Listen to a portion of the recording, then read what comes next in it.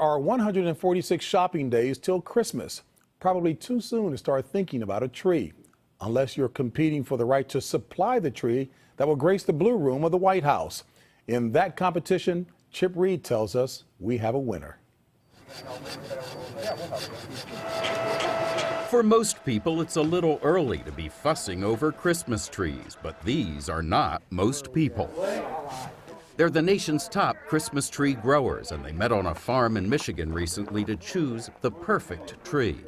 After hours of rating them on shape, consistency, even smell, they had a winner. Drum roll, please.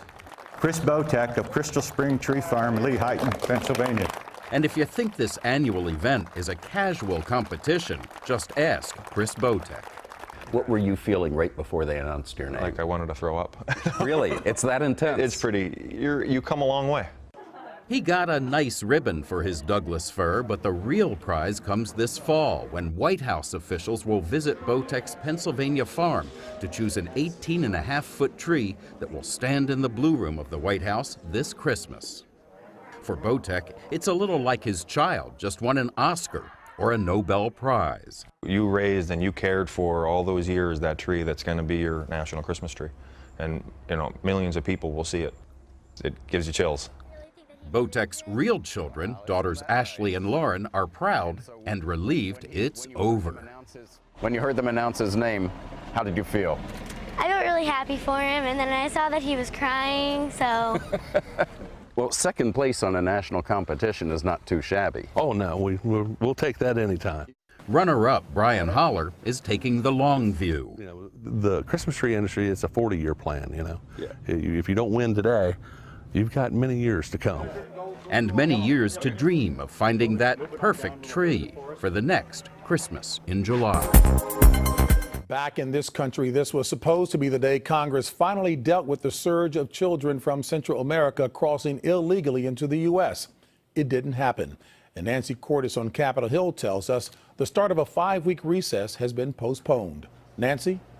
James, Congress is in a state of disarray tonight. House Republicans had to pull their border bill from the floor because they didn't have enough votes from their own party. Senate Democrats don't have enough votes for their bill either. So now both sides are regrouping, even as Speaker Boehner warns the president not to try to use his own power to reform the immigration system.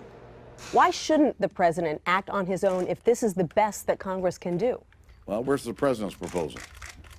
President says, give me $3.7 billion, but don't do anything to address the real problem on the border. Just throw more money at it. I think that's totally irresponsible.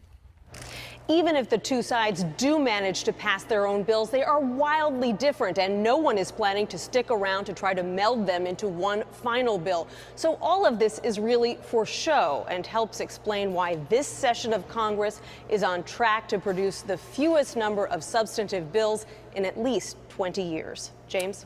Nancy Cordes on Capitol Hill. Thank you very much, Nancy. Late today, Israel and Hamas agreed to a humanitarian ceasefire in the war in Gaza. It's to start tomorrow and last 72 hours. Both sides will also send delegations to Egypt to negotiate a more lasting truce. But Israeli troops in Gaza will remain in place and continue efforts to wipe out the tunnels that Hamas uses to attack Israel. Barry Peterson is in Gaza. In a virtual declaration of victory, the chief of Israeli forces said they are a few days away from finding and destroying almost all the Hamas tunnels. There was no doubt that Israel would win the military part of this war. Now in Gaza, the question is the mental wounds that will emerge after the bombs stop falling.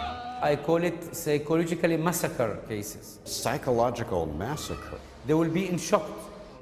Gaza psychologist Sami Owaida has a grim prediction for how the shell-shocked and depressed will cope, made while bombs fell near us. You will commit suicide and will die, or you will stay alive just to get revenge for your families who were killed or massacred. So over here? Revenge brings us to Imran Kreka, an outgoing 15-year-old who likes tennis and computers. His bombed-out family now lives under blankets on a sidewalk. The Israelis teach their children, he said, that we will kill them so they take revenge on us. This war has inspired his new ambition that he shares with Chilling Calm. I will be a suicide bomber, he said. I will blow myself up in Israel. From the angry mind of a teenager, a glimpse into the seeds of hatred sowed in one war that may well fuel the next one. The Palestinians estimate that more than 40% of the population of the Gaza Strip is 15 or under. Put another way, James, that means there's a lot of kids of the same impressionable age as Imran, making them prime targets for recruiting by Hamas. Barry Peterson in Gaza City. Barry, thank you. A single-engine plane crashed in a San Diego parking lot yesterday, killing a passenger and leaving the pilot seriously hurt. It was just one of a number of small plane crashes around the country this week.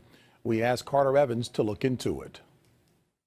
The small plane clipped a building before crashing between a Costco and a Target store. The pilot reported losing power after the plane bounced on the runway during a landing attempt. Oh my God, I'm not getting any altitude here. I'm full throttle. I'm going down. Jeremy Dunkelberger recorded this video of bystanders pulling out the passenger. Moments later, he helped the pilot. I stepped up on the wing and I was talking to her through the window and I said, we've got to get you out of this plane, it's on fire. And she said, my leg's broken, it's broken really bad, I'm pinned in here. Over the last 24 hours, small planes have also crashed in Wisconsin and Alabama. This Florida crash on Sunday killed 2 beachgoers, including a 9-year-old girl.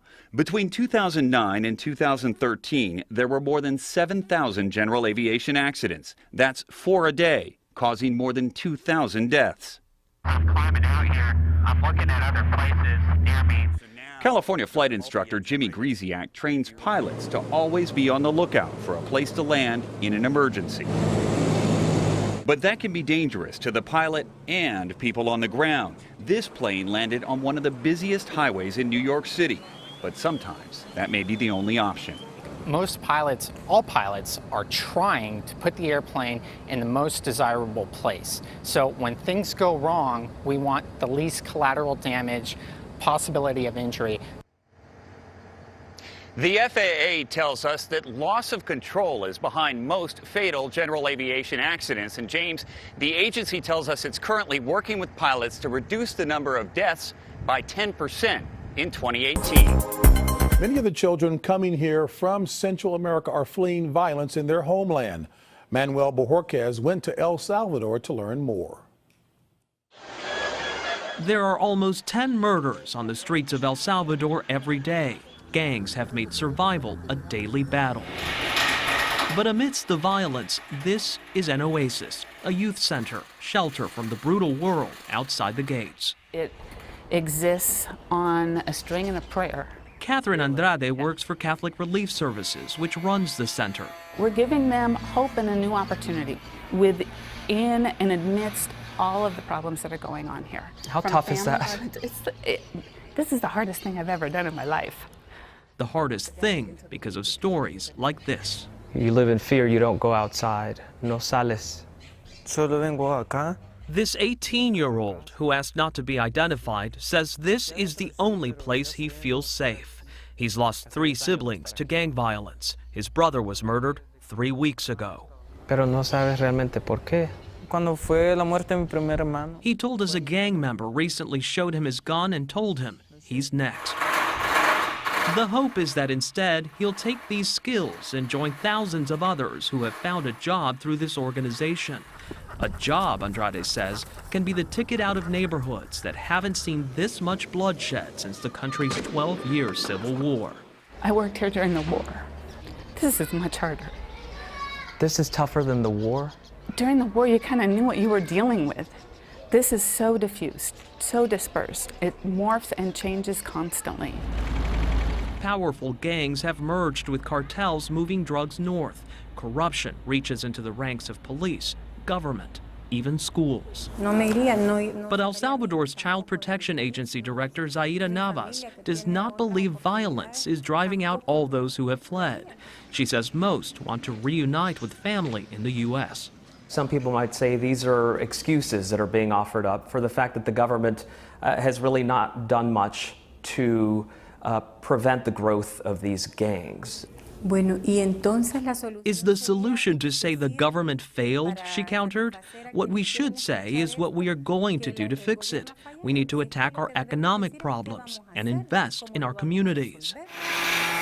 An investment desperately needed by those trying to escape these unforgiving streets. Manuel Bojorquez, CBS News, San Salvador, El Salvador.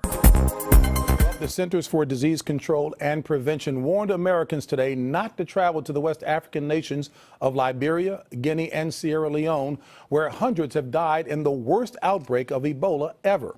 We also learned today that arrangements are being made to bring home 2 American aid workers who contracted the disease in Liberia, Dr. Kent Brantley and hygienist Nancy Wrightbowl. We have 2 reports tonight. First, Dr. John LaPook. The 2 Americans hospitalized in Liberia with Ebola last weekend are reported to be in worse condition. The charity groups they work with say Wrightbowl is now taking an experimental serum. There was only enough for 1 patient, and Dr. Brantley asked that it be given to Wrightbowl. Instead of the serum, the doctor received a blood transfusion from a boy he treated who recovered from Ebola. The hope is the blood contains some protective factor. Last night, during a prayer service in Charlotte, North Carolina, Wrightbowl's husband, David, who is in the hospital with his wife, called to thank the crowd of well-wishers. I want to be a bit cautious, but she's sitting up and she was talking with us and she's able to move about. She's drinking lots of fluids, which is good for her. That's her main job these days. The CDC alert is directed at U.S. residents with non-essential travel to the 3 countries battling the outbreak. There are 20 quarantine stations at airports and other points of entry, staffed with health officers responsible for deciding if a sick person can enter the country. Infectious disease experts believe the U.S. has the resources to control the spread of the virus should it come here. Dr. Stephen Monroe is with the CDC. So we're fairly comfortable that if a patient were identified here in the U.S., that the normal kinds of barrier nursing precautions that would be in place would prevent spread even before the person was confirmed to be a case of Ebola. Late today, Emory University announced it is preparing for an American aid worker who contracted Ebola in Africa to arrive in its special containment unit in the coming days. So, John, that truly has the potential to cause real concern here by people in America. Give us some perspective on that. Well, JB, any kind of a transfer like that is going to be done with a strict protocol and with the patient very carefully isolated. So I don't think people need to worry about getting the virus during that transfer. But in general, I know people are concerned about catching Ebola, and they should be reassured by the fact that you need to have direct contact with body fluids. So it's not spread through the air. If somebody coughs and they happen to be down the row in an airplane, you're not going to get it that way. And the other thing that's reassuring is that unlike flu, where the person can be contagious and infectious a day before getting symptoms, with Ebola, you have to be symptomatic in order to be contagious. Dr. John LaPook, thank you so much. Today, the World Health Organization said the Ebola death toll in Liberia, Guinea, Sierra Leone, and Nigeria has hit 729. Deborah Pata is in Johannesburg tonight. And Deborah, it appears that part of the problem is the fear and misinformation surrounding Ebola. We're talking about a region, James, that has been ravaged by brutal conflicts in the past. Yet Ebola is even more terrifying than war. Many patients won't go for treatment and refuse to go into isolation wards, believing that is where people go to die.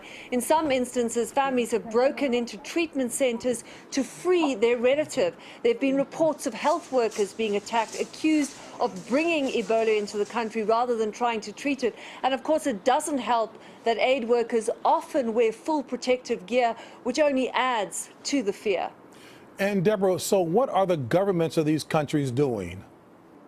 In Sierra Leone, security forces are going door to door looking for infected people and encouraging them to go for treatment. In Liberia, Ebola survivors are doing much the same thing, trying to get the message across that going into an isolation ward is not a death sentence. Both countries have declared public health emergencies. Some schools are closed. There are also some border crossings closed. These, James, are countries in virtual lockdown. Deborah Pata in Johannesburg. Deborah, thank you very much. Israel and the Palestinian factions have agreed that they are now prepared to implement a 72-hour unconditional humanitarian ceasefire. So starting later this morning, at 8 o'clock, August 1st, the parties are expected to cease all offensive military activities. And neither side will advance beyond its current locations. They will stay where they are in place. Israel will be able to continue its defensive operations for those tunnels that are behind its lines. And the Palestinians will be able to receive food, medicine, and additional humanitarian assistance, as well as to be able to tend to their wounded, bury their dead, be able to, in safe areas, travel to their homes, and take advantage of the absence, hopefully, of violence for these 72 hours. CIA Director John Brennan apologized today after an internal investigation determined the agency had spied on staff members of the United States Senate, something Brennan had long denied. More on that now from Bob Orr in Washington. It's the spies versus the Senate. In January, the CIA accused Intelligence Committee staffers of improperly accessing classified files while investigating the CIA's harsh interrogations of al-Qaeda prisoners. Senators fired back, accusing the CIA of spying on the committee's investigators. An allegation CIA Director John Brennan flatly denied. As far as the allegations of CIA hacking into Senate computers, nothing could be further from the truth. I mean, we wouldn't do that. I mean, that's just beyond the scope of reason. But the CIA's own Inspector General determined the agency did spy on Senate investigators. IG findings released today revealed 5 agency employees improperly accessed committee files and reviewed some of the emails of committee staff members. In addition to his apology, Brennan ordered a broader internal review. On Capitol Hill, Senate Intelligence Chair Dianne Feinstein said in a statement, "These are positive first steps. This IG report corrects the record." Now, all of this is preliminary to the main event. The committee's long-awaited report on the interrogation program itself is expected to be released in the next week or so. And James, it's expected to be highly critical of the CIA's actions after 9/11. Bob Orr in our Washington News Bureau, thanks. A deadly Israeli attack on a UN shelter in the Gaza Strip is drawing international condemnation. This morning, yet another United Nations school sheltering thousands of Palestinian families suffered a reprehensible attack. All available evidence points to Israeli artillery as the cause. Nothing is more shameful than attacking sleeping children. At least 16 civilians. The UN chief noted that the exact location of the school and the Jabalia refugee camp in northern Gaza had been communicated to the Israeli military 17 times. The United States and France also slammed the shelling. The assault on the UN-run school took place in the early hours of Wednesday. The building was used as a shelter for displaced Gazans. Last week, at least 16 Palestinians were killed when the Israeli military shelled an UNRWA school in Beit Hanun. Now, we're joined by the spokesperson of the organisation that controls these schools. Christopher Gunness is on the line now. Thanks so much for taking the time, Christopher. I know it's a difficult period for you and many other people associated. As I understand, you've actually been there. You've been able to see the destruction for yourself. Is that true? And if so, just how bad was it?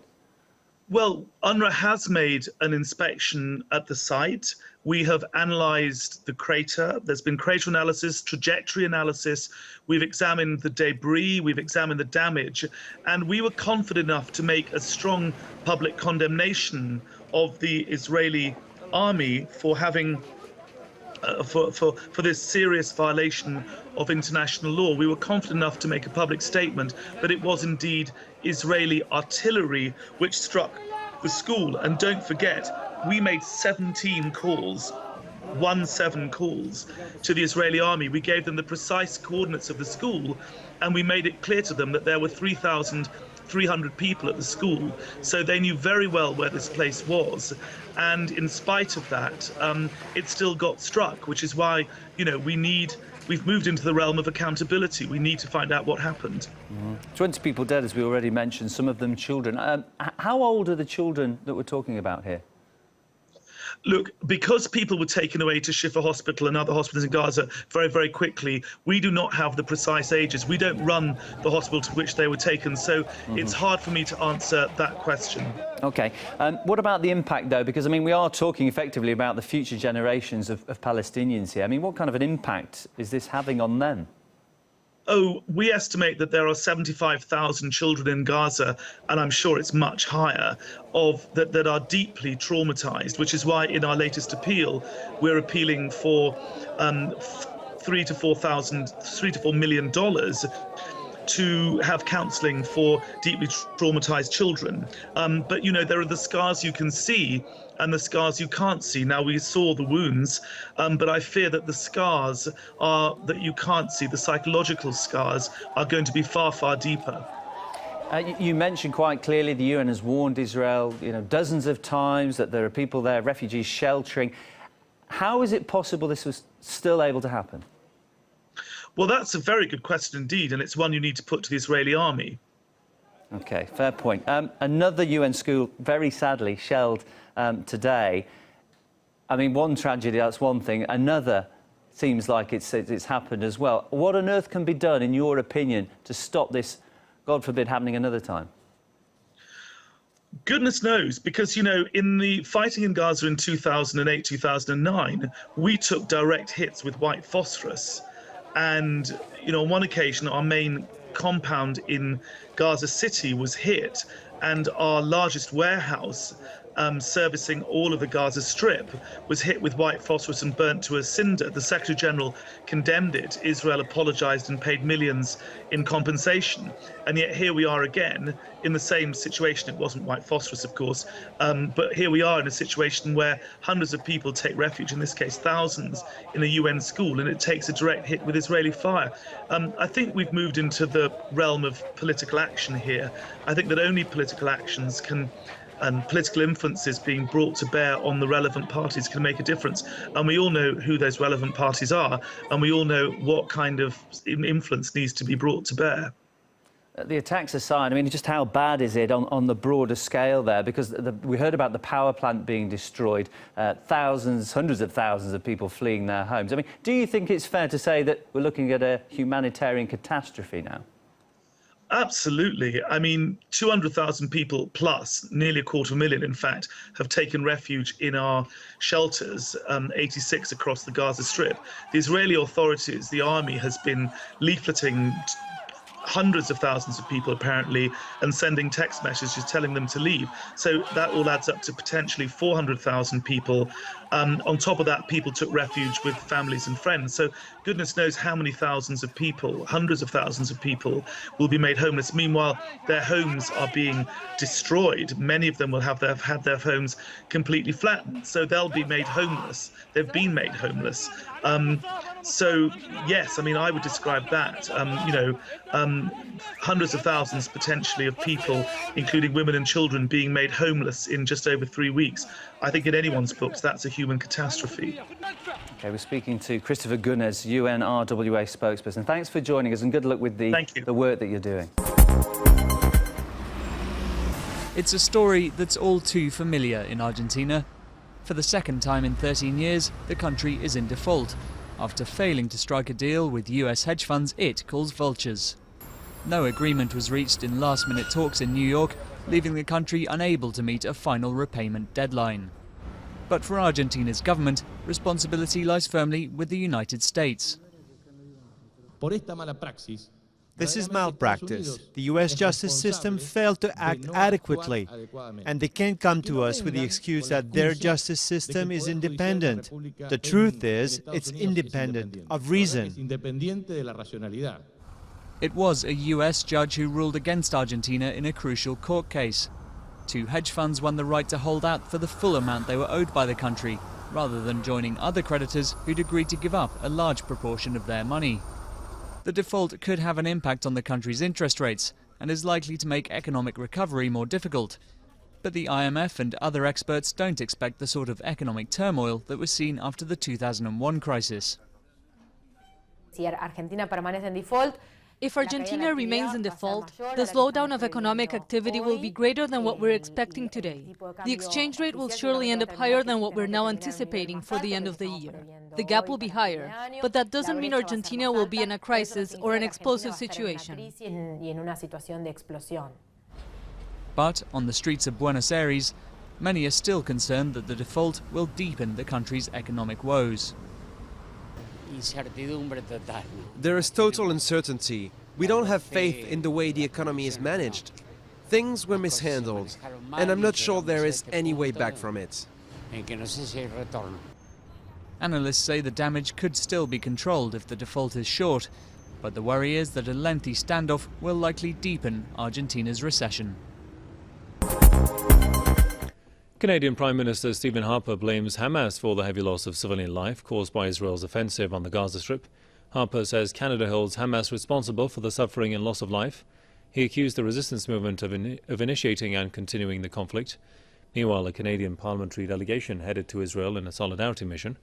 The visit was arranged by a pro-Israel lobbying group in Canada. Ottawa has long supported Tel Aviv and stressed that it has the right to defend itself. Last week, hundreds of academics, lawyers, community activists and others criticised the Canadian government for its support of Israel in the conflict. They said the position discredits Canada. This was one of the worst days of the year for the stock market and the millions of Americans invested in it. All three major indexes were sharply lower, including a 317-point drop for the Dow. It has now given up all of its gains for the year. For the Dow, the S&P 500, and the NASDAQ, the loss today amounted to about 2% as rattled investors dumped their stock. Anthony Mason, our senior business correspondent, is in Chicago tonight. And Anthony, what's behind the sell-off? Well, James, 96% of the stocks in the S&P 500 fell today, and there was no single catalyst. Argentina's default was just one in a series of bad headlines, but traders are saying the market was really overdue for a sell-off. Look at the Dow, which is up nearly 7% in the past year. The S&P is up more than 14%. The NASDAQ has soared more than 20% in a year. The rally traders were saying is just getting tired. And Anthony, what impact will tomorrow's job numbers have? Well, perversely, James, good news could be bad news tomorrow. Traders in Wall Street are very worried that strong job numbers will mean the Fed will start raising interest rates soon. So they're kind of hoping for a Goldilocks number, one that's neither too hot nor too cold, James. Thank you, Anthony. Een bijzondere dag, want vandaag is het precies 2 dagen geleden nadat neerstort. 2 weeks after the crash of flight MH17, our team has managed for the first time to reach the crash area. We are very pleased that we have managed this today. The team consisted of scouts who, accompanied by the OSCE, accessed the security situation along the route and inspected some of the scenes of the crash area. The security situation is still very unstable. That's why we are not absolutely sure if we can reach the crash site with the whole team of experts in the short future. But we are more hopeful than we were yesterday. Tomorrow we will try once again to reach the crash area. If we succeeded, the expert will carry out limited searches at a few locations in the area. On the crash site, and there is some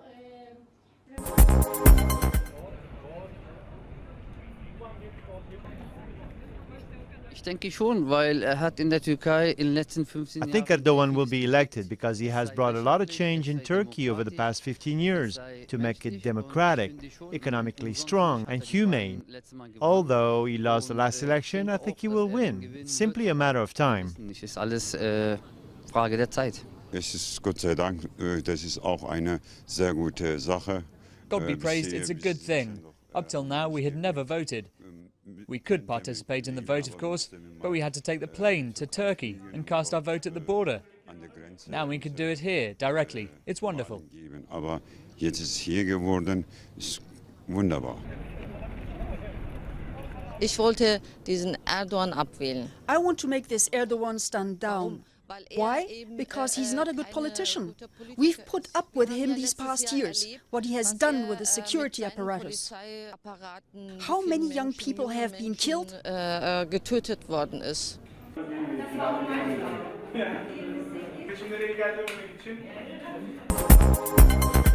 Well, for more on the Ebola virus, we are now joined on the phone by Professor Zhang Jingren from the Center for Infectious Disease Research at Tsinghua University's School of Medicine. Professor Zhang, welcome. Thanks for joining us. First, can you give us a sense of how this virus spreads and what should people do to prevent infection? Yes. So Ebola virus is one of the most virulent viruses to human we know so far. Its infection caused a disease called Ebola hemorrhagic fever. The main characteristic of this disease include a rapid progression of disease and a high mortality. For example, up to 90% of Ebola hemorrhagic fever patients can die from massive bleeding, as well as a function failure in key organs, such as the liver and kidney. The virus typically is transmitted by physical contact to, such as blood or body fluid of infected animals or humans. So there is no effective treatment for Ebola virus infection, nor vaccines for this disease at this point. The preventive measures include proper cooking animal meat, wearing protective clothing, and washing hands when someone is around a person who has the disease. And also samples of body fluid and blood samples and tissues from infected animals or people should be handled with a special caution.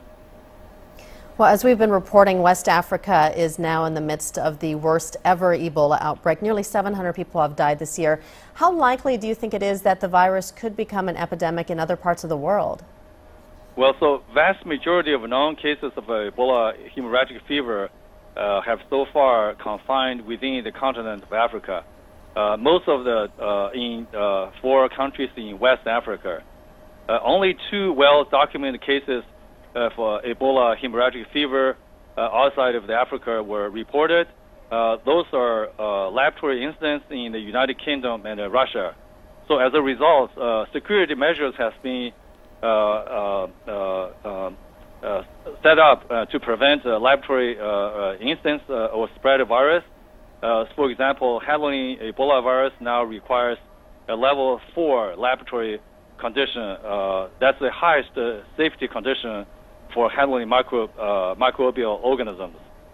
China has built several such facilities after the SARS outbreak in 2003.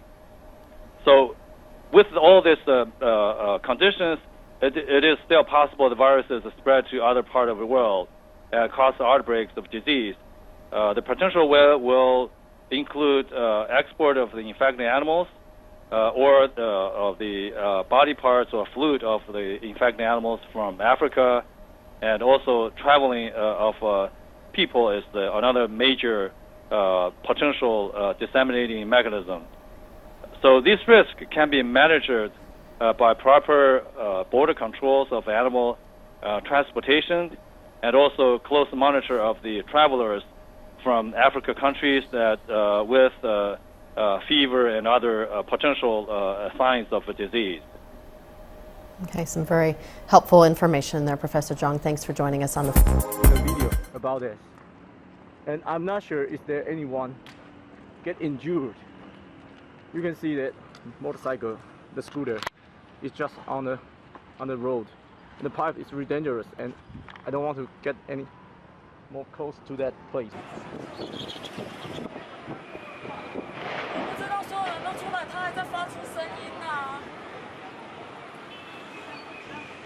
我看到路上有一大堆人出来，然后整个警察也拦在那边了。